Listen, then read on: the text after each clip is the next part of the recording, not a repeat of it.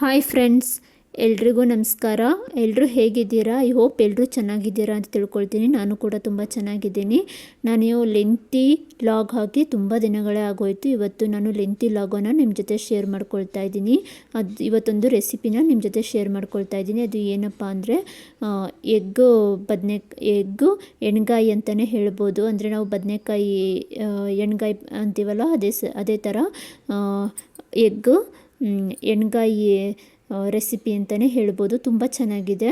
ನಾವು ಎಣ್ಗಾಯಿ ಇವತ್ತು ಎಗ್ಗನ್ನು ಬಾಯ್ಲ್ ಮಾಡಿ ನಾನು ಇವತ್ತು ಒಂದು ರೆಸಿಪಿನ ನಿಮ್ಮ ಜೊತೆ ಶೇರ್ ಮಾಡ್ಕೊಳ್ತಾ ಇದ್ದೀನಿ. ಬನ್ನಿ ಫ್ರೆಂಡ್ಸ್, ಹೇಗೆ ಮಾಡೋದು ಅಂದ್ಬಿಟ್ಟಿದೆ ನಾನು ನಿಮಗೆ ತೋರಿಸ್ಕೊಡ್ತಾ ಇದ್ದೀನಿ.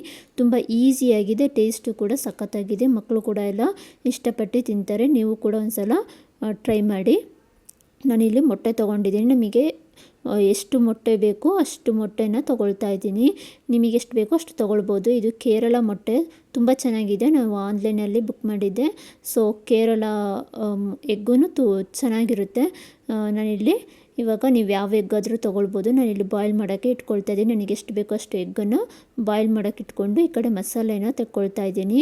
ಮಸಾಲೆ ಅಂದರೆ ಮಾಮೂಲಿ ಮಸಾಲೆ, ಶುಂಠಿ, ಬೆಳ್ಳುಳ್ಳಿ, ಮೆಣಸಿನ್ಕಾಯಿ ಮತ್ತು ಕೊಬ್ಬರಿ ಇಷ್ಟನ್ನು ನಾನು ಕಟ್ ಮಾಡಿ ಇಟ್ಕೊಳ್ತಾ ಇದ್ದೀನಿ. ಮಸಾಲೆ ಹುರ್ಕೊಳ್ಳೋದಕ್ಕೆ ಇಷ್ಟನ್ನು ಕಟ್ ಮಾಡಿ ಇಟ್ಕೊಳ್ತಾ ಇದ್ದೀನಿ. ನೋಡ್ಬೋದು ನೀವಿಲ್ಲಿ ಶುಂಠಿ, ಇದಕ್ಕೆ ಚಕ್ಕೆ ಲವಂಗ ಎಲ್ಲ ಆ್ಯಡ್ ಮಾಡಬೇಕಾಗುತ್ತೆ.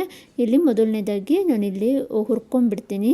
ಈರುಳ್ಳಿ ಬೆಳ್ಳುಳ್ಳಿನ ಹುರ್ಕೊಳ್ತಾ ಇದ್ದೀನಿ. ಎಣ್ಣೆ ಹಾಕ್ಬಿಟ್ಟಿದೆ, ಸ್ವಲ್ಪ ಎಣ್ಣೆ ಹಾಕ್ಬಿಟ್ಟಿದೆ, ಹುರ್ಕೊಳ್ತಾ ಇದ್ದೀನಿ. ಸ್ವಲ್ಪ ಇದು ಬ್ರೌನ್ ಕಲರ್ ಆಗೋಷ್ಟರಲ್ಲಿ ಇವಾಗ ನಾನು ಇದು ಶುಂಠಿ ಹಾಕ್ಕೊಳ್ತಾ ಇದ್ದೀನಿ. ಒಂದು 2 ಇಂಚ್ ಆಗೋಷ್ಟು ಶುಂಠಿ ತೊಗೊಂಡು ಹಾಕ್ಕೊಳ್ತಾ ಇದ್ದೀನಿ. ಇದಕ್ಕೆ ಚಕ್ಕೆ ಲವಂಗ ಕಾಳುಮೆಣಸು ಇಷ್ಟನ್ನು ಹಾಕ್ಕೊಳ್ತಾ ಇದ್ದೀನಿ. ಖಾರ ನೋಡಿಬಿಟ್ಟಿದೆ ಹಾಕ್ಕೊಳ್ಳಿ.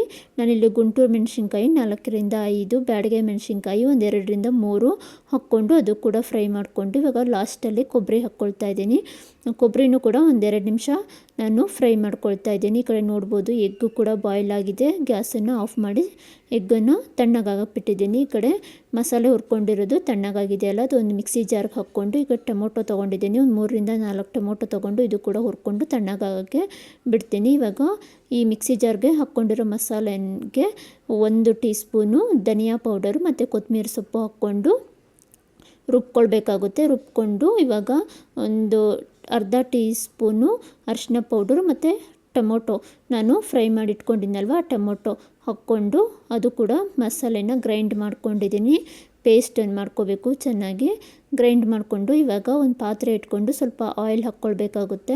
ಆಯಿಲ್ ಹಾಕ್ಕೊಂಡು ನೀವು ಆನಿಯನ್ ಬೇಕಂದರೆ ಒಗ್ಗರಣೆ ಹಾಕ್ಕೊಳ್ಬೋದು. ನಾನೇನು ಆನಿಯನ್ ಏನು ಹಾಕ್ಕೊಂಡಿಲ್ಲ, ಹಾಗೆ ಡೈರೆಕ್ಟಾಗಿ ಮಸಾಲೆ ಹಾಕ್ಕೊಂಡಿದ್ದೀನಿ.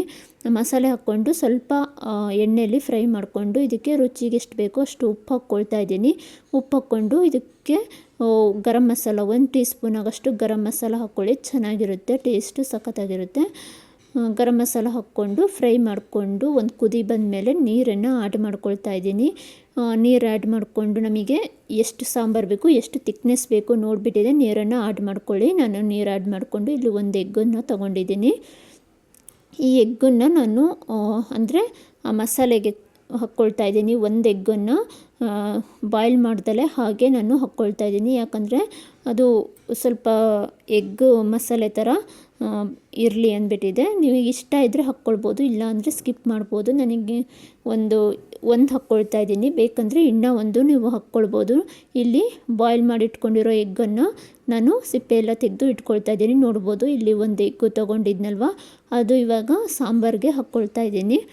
ಹಾಕ್ಕೊಂಡು ಅದು ಒಂದು ಕುದಿ ಬರೋವರೆಗೂ ಬಿಡ್ತೀನಿ. ಅಂದರೆ ಎಗ್ಗನ್ನು ಬಾಯ್ಲ್ ಆಗೋವರೆಗೂ ಬಿಟ್ಬಿಟ್ಟಿದೆ. ಇವಾಗ ನಾನು ಬಾಯ್ಲ್ ಮಾಡಿ ಸಿಪ್ಪೆ ತೆಗೆದಿಟ್ಕೊಂಡಿರ್ತಕ್ಕಂತಹ ಎಗ್ಗನ್ನು ಸ್ವಲ್ಪ ಮೇಲ್ಗಡೆ ಚಾಕುವಿಂದ ಸ್ವಲ್ಪ ನಾನು ಮಾರ್ಕ್ ಮಾಡ್ಕೊಳ್ತಾ ಇದ್ದೀನಿ. ಈ ಒಳಗಡೆ ಎಲ್ಲ ಉಪ್ಪು ಖಾರ ಹಿಡಿಲಿ ಅಂದ್ಬಿಟ್ಟಿದೆ. ಈ ರೀತಿ ನಿಮಗೆ ತೋರಿಸ್ತಾ ಇದ್ದೀನಿ ನೋಡಿ, ಚಾಕುವಿಂದ ಸ್ವಲ್ಪ ಮಾರ್ಕ್ ಮಾಡಿಕೊಂಡು ಇವಾಗ ಸಾಂಬಾರು ಕುದಿ ಬಂದಿದೆ, ಅಂದರೆ ಸಾಂಬಾರು ಚೆನ್ನಾಗಿ ಬೆಂದಿದೆ. ಇವಾಗ ನಾನು ಎಗ್ಗನ್ನು ಹಾಕ್ಕೊಳ್ತಾ ಇದ್ದೀನಿ. ಒಂದೊಂದೇ ಎಗ್ಗನ್ನು ಎಲ್ಲ ಹಾಕ್ಕೊಂಡ್ಬಿಟ್ಟಿದೆ. ನಾನು ಒಂದು 2ರಿಂದ 3 ನಿಮಿಷ ಚೆನ್ನಾಗಿ ಕುದಿಸ್ಕೊಳ್ತೀನಿ. ಎಗ್ ಹಾಕಾದ್ಮೇಲೆ 2ರಿಂದ 3 ನಿಮಿಷ ಚೆನ್ನಾಗಿ ಸಾಂಬಾರನ್ನು ಕುದಿಸ್ಕೊಳ್ಬೇಕಾಗುತ್ತೆ. ನೋಡ್ಬೋದು ಇಲ್ಲಿ ನಾನು ಒಡೆದು ಹಾಕಿರೋ ಎಗ್ಗನ್ನು ಕೂಡ ಅದರಲ್ಲೇ ಇದೆ.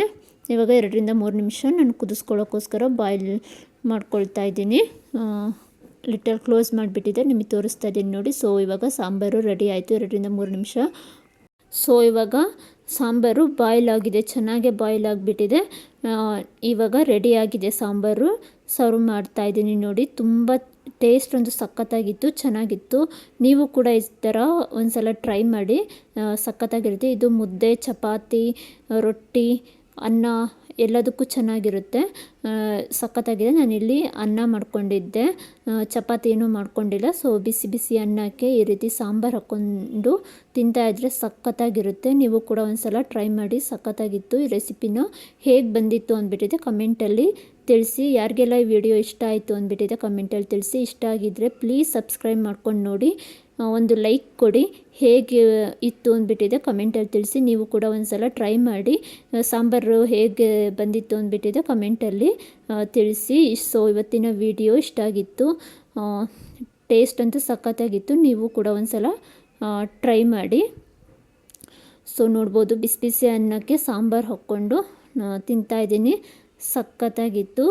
ಸೊ ಇವತ್ತಿನ ಲಾಗು ಇದಾಗಿತ್ತು. ಸಿಗ್ತೀನಿ ನೆಕ್ಸ್ಟ್ ರೆಸಿಪಿ ಜೊತೆ ನೆಕ್ಸ್ಟ್ ಲಾಗಲ್ಲಿ.